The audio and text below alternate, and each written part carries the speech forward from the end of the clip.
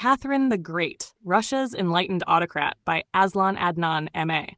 From a minor German princess to the most powerful woman in Europe, Catherine the Great's life is a story of audacity, intellect, and empire building unlike any other. Born Sophie of Anhalt-Zerbst in 1729, she arrived in Russia as a politically expedient bride, facing cultural shock, a rocky marriage to Peter III, and a foreign court suspicious of her. Yet Catherine's brilliance lay in her ability to transform every disadvantage into opportunity. She mastered Russian language, history, and court politics, cultivating alliances that would allow her to seize the throne in 1762 and rule as Catherine II. Her reign was marked by ambition on a continental scale. She expanded Russian territory with the annexation of Crimea, reshaped Eastern Europe through the partitions of Poland, and transformed the Southern Empire alongside her lover and partner, Grigory Potemkin. Domestically, she championed education, founded hospitals, and created the Hermitage, making culture and learning instruments of power. Simultaneously, she tightened serfdom, managed dissent ruthlessly, and balanced Enlightenment ideals with autocratic rule, navigating the contradictions of power with unmatched skill. Catherine was more than a ruler. She was a performer, a strategist, and a symbol of female sovereignty. She normalized the idea of women in power, cultivated intellectual prestige across Europe, and left a legacy that shaped Russia for centuries. This definitive biography explores her life in 6 meticulously researched chapters, blending political intrigue, personal ambition, cultural transformation, and empire building. Catherine the Great emerges not only as a historic icon, but as a masterclass in leadership, resilience, and the complex art of power.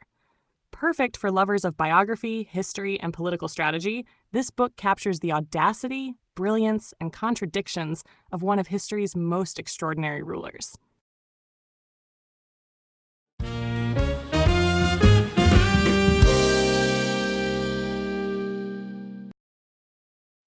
World Pulses Day, Tuesday, 10th of February 2026. All pulses are legumes, but not all legumes are pulses. That deceptively simple distinction sits at the heart of how food is classified, governed, traded, and ultimately understood. Pulses are not a taxonomic category. Botany recognizes legumes under the family Faceae, but the term pulse has no standing in biological classification. Nor are pulses a legal concept in the strict statutory sense. You will not find pulses defined in criminal codes or constitutional law. Instead, pulses belong to a formal policy and administrative vocabulary. They are defined and standardized by international bodies such as the FAO and Codex Alimentarius for agriculture, trade, nutrition, and food security planning. Under this framework, pulses are the dry, edible seeds of leguminous plants, harvested at maturity. Examples of pulses: lentils, Lens culinaris, chickpeas, Cicer arietnum, dry peas, Pisum sativum, dry beans, kidney, black, pinto, navy, Phaseolus vulgaris. Crucially, this definition excludes oilseeds like soybeans, glycine max, and peanuts, Arachis hypogea, and green harvested legumes such as fresh peas or green beans. This distinction is not pedantic. It determines how crops are counted in global food statistics, how tariffs are assigned, how dietary guidelines are written, and how food aid is planned. In nutrition science, pulses form a distinct food group.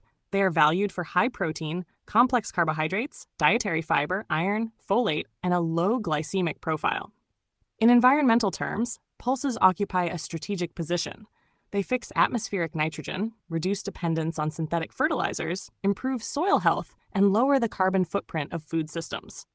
That is why the United Nations designated 10th of February as World Pulses Day.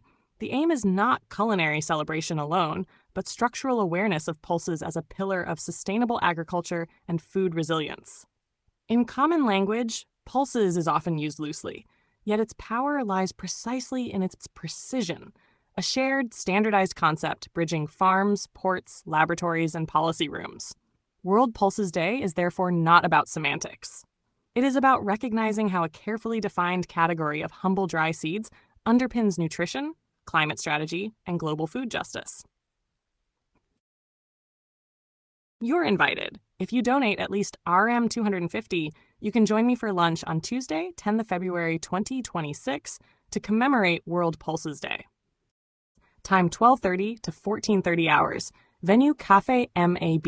Address Malaysian Association for the Blind, MAB. Jalan Tabing off Jalan Tun Sambanthan 4 Brickfields, 50470, Kuala Lumpur. Attendance. Attendance is free of charge for all persons with disabilities, PWD holding an OKU card. However, places are limited and depends on donations and sponsorship received. Donation attendance is by donation for able-bodied and sighted participants. You're invited. If you donate at least RM250, you can join me for lunch on Tuesday, 10th of February 2026, to commemorate World Pulses Day. A heartfelt light. To every soul whose hand did give, you've helped me dream, helped me live. In darkest hours your light came through, with hearts so kind, so pure, so true. Your gifts, like stars in deepest night, have steered me gently toward the light. Each coin, each word, each silent prayer, a thread of hope, so rich, so rare. My eyes once dimmed, now seek the skies, and slowly, clearer visions rise. Because of you, I dare to see the world again. Its grace, its plea. Your compassion's flame will not just stay with me alone. It lights the way, for others wandering through despair, to feel the warmth of selfless care. You've shown what love in action means, in quiet ways through giving scenes. You've built a bridge from soul to soul, and made the broken feel more whole. So let this thanks rise like a song, a melody both soft and strong. May your example gently call more hearts to rise to give. To fall into the joy of lifting pain, of planting hope where none remains. Your kindness walks beside me still, a light, a love, a living will.